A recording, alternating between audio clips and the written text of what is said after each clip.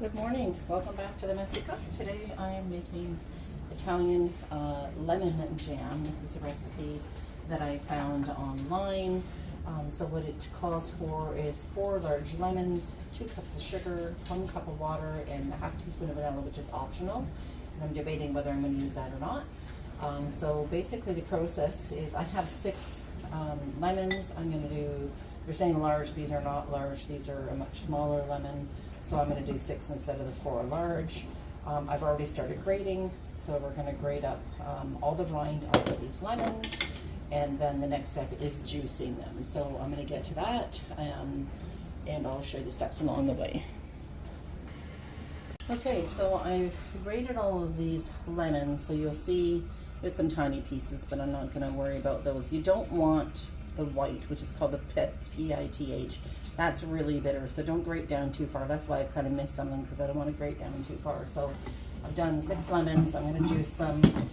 This is all of the rind that I got. So I'm going to drag my pot over here and put this in the pot for now. I'll scrape that off real good. We don't want to miss any of it. I'll probably rinse the rest of the juice and put that in there. I'm going to go ahead and start juicing these lemons. Now, a good idea to see here is you want to roll them a little bit. What that does is it breaks up the little pieces inside to let the juice release. I'm sure everybody's seen that already, but in case you haven't, that does help. And if the lemons are room temperature, they're good if you have them cold to grate the rind off. Cold is easier because if the lemons are soft, it's harder to get the rind off. And and it's easier when they're a little bit warm. So if you do the rind first, and the lemons will warm up a little bit to room temperature. So I'm going to squeeze all of these here. Make sure we don't get any seeds in there. And if we do, I'm going to strain this anyhow. So I'm not sure how much juice this is going to make, but I will measure it at the end in case you don't want to use fresh limes. But that is your best bet, to use fresh limes lemons, I should say, because you want that pith. So, but if you don't like the idea, the pith, oh my gosh, sorry, the rind. If you don't like the idea of the rind, and I think you could probably do this with just the juice. So I will measure to let you know how much juice these lemons work out to be, in case you want to try it without the rind. So I'm going to continue to juice these, and we'll come back in a couple minutes. Okay, so I have squeezed all the lemons, so 4 large or 6 smaller. This is 1.25 cups, which I got out of it. It does still have some seeds in it. If you can find Meyer lemons, they have a little bit of sweetness to them. That might be nicer, but any lemon will do. So I'm just going to strain this through here and put the juice in. I just want to be sure to catch all the seeds, because the lemons I had a lot of seeds in them. And oh, I forgot a spoon here. I need to take a little bit of the juice, put it on the plate here. Let's see if I can do this, and see if I can just wash some of that. There we go. I just want to wash some of the rind off that. I don't want to lose that. So I'm going to probably put some back on, but that's pretty good. So now what we'll do is we're going to add 1 cup of water. So I'm just going to grab some cold water from my tap. And let's see here. 1 cup of water. So we're going to pour that in. And 2 cups of sugar. Handy dandy sugar jar here. And I'm going to put 2 cups of that in. Scoop somewhere. There's my scoop. That'll be easier so I don't spill the sugar everywhere. So we're going to grab 2 full cups of sugar. I'll do it over here in case anything spills in. Rather than spill there than all over the counter, because that gets gritty and yucky. So basically we mix this all together, and we're going to cook it on the stove. We're going to bring it up just to like medium temperature, I think. We want to get that sugar dissolved. So there's 1 cup, and some more going here. Probably should have had this pre-measured for you, but that's okay. A little bit more. This is going to be like a, I don't want to say sweet and sour, but like a sweet jam with a little bit of a tartness to it. I also noticed here, it looks like some of the itty bitty tiny seeds got in. So I'm just going to show you here real quick what this looks like. There you go. So that's what we have right now. And I'm going to pull out, you can see these, I don't know if you can see them, some tiny, tiny seeds. So I'm going to pull those out. We're going to come back and I'm going to get this on the stove. All right, so I've got the heat on, just medium right now. There we go, now it's on a medium. And I'm going to stir this. I'll hold this up so you can see. So we're just going to continue to stir this here. And what I want to do is stir it until all the sugar that you can see, this white sugar here, is dissolved. So we're going to, this will only take probably 2 or 3 minutes. So I'm going to get that going. And then we're going to bring it to a boil. And we want to boil it on a low boil, not a really forceful boil, for 45 to 50 minutes. So I'm going to get that sugar dissolved. When it gets to that boiling spot, I will come back and show you then.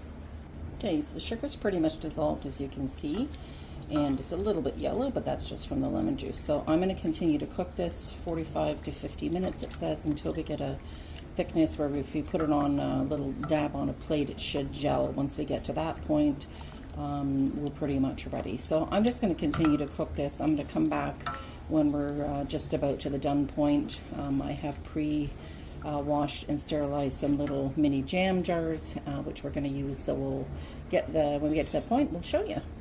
Okay, so this is the jam. It's been going for about 45 minutes. Actually, I'm going to turn my timer off because I think we've got it thick enough.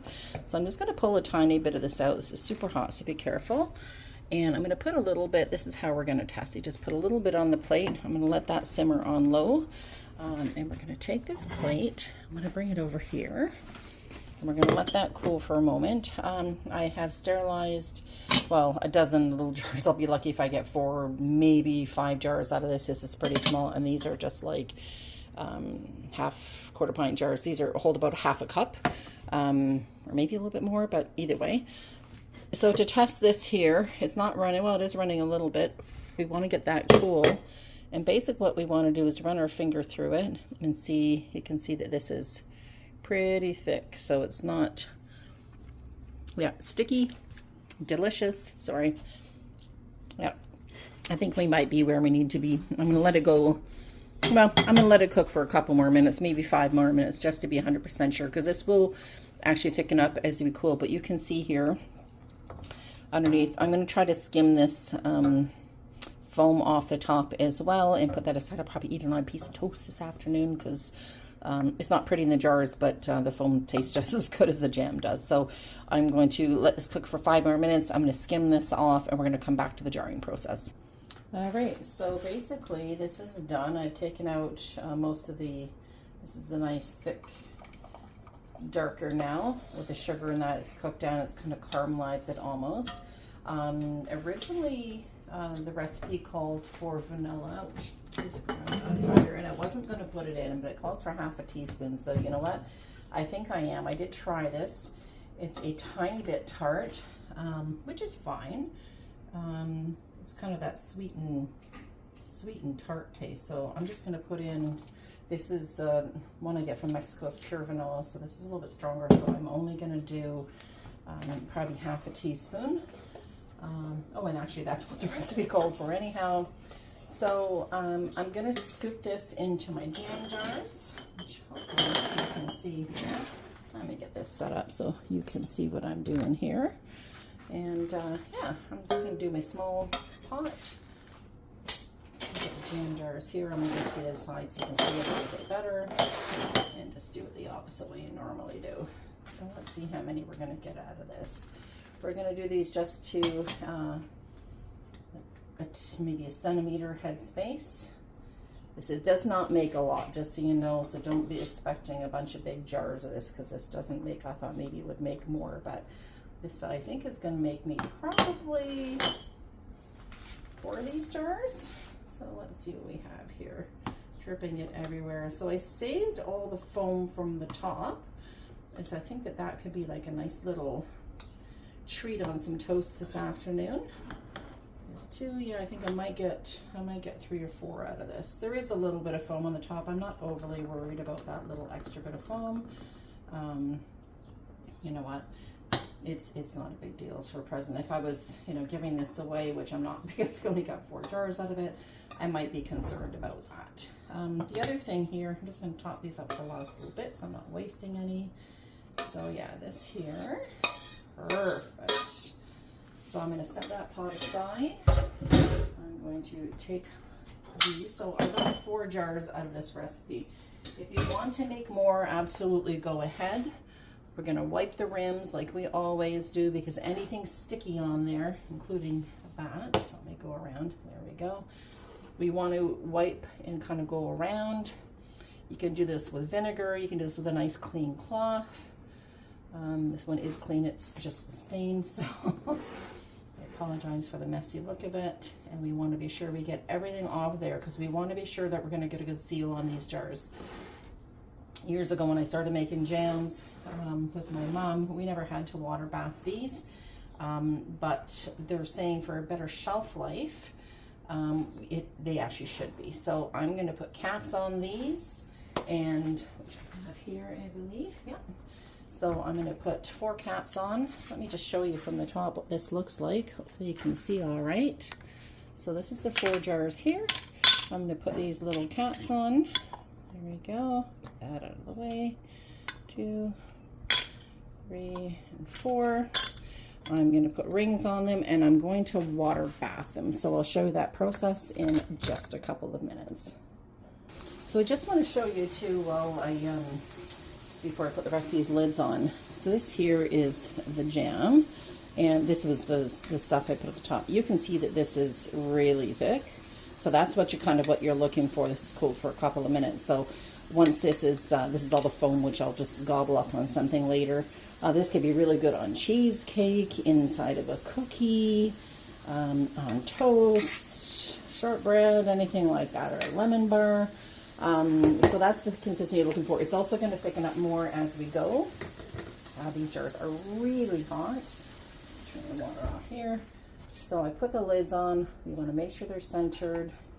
Hold that lid down. I'm also going to hold on to the jar. Oops. There we go. So that's what we're looking for. So I'll finish with these. We'll get them in the water bath. And once they're in the water bath, we want to cover them by at least 1 inch of headspace. And then we're going to let them simmer on boil, or I should say boil, for about 10 minutes. We'll remove them. And then that way we can get the lids to seal, and these will be shelf stable for a lot longer than if we had just done them without the water bath. So get that lid on and we'll get them into the water bath. Okay, so while I'm waiting for the water to come up, because of course I forgot to do that, I wanted to share this recipe with you. So hopefully you can read that all right. Italian lemon jam, 4 large lemons, or I used, as I said, 6 a little bit smaller ones. 2 cups of sugar, a cup of water, half a teaspoon of vanilla, which is optional, but I did use it. So you're going to wash and dry your lemons, zest and juice them, and then a pot, you're going to combine the juice, zest, sugar, and water. I added the vanilla at the end. Basically, you're going to stir it on probably medium heat until the sugar's dissolved. Bring it to a boil, and then reduce it, let it simmer for 30 to 40 minutes. I think I said 45 to 50, so that's probably why mine thickened up pretty good. I think I did like 45. But that's okay. So you're going to just stir it occasionally, keep an eye on it.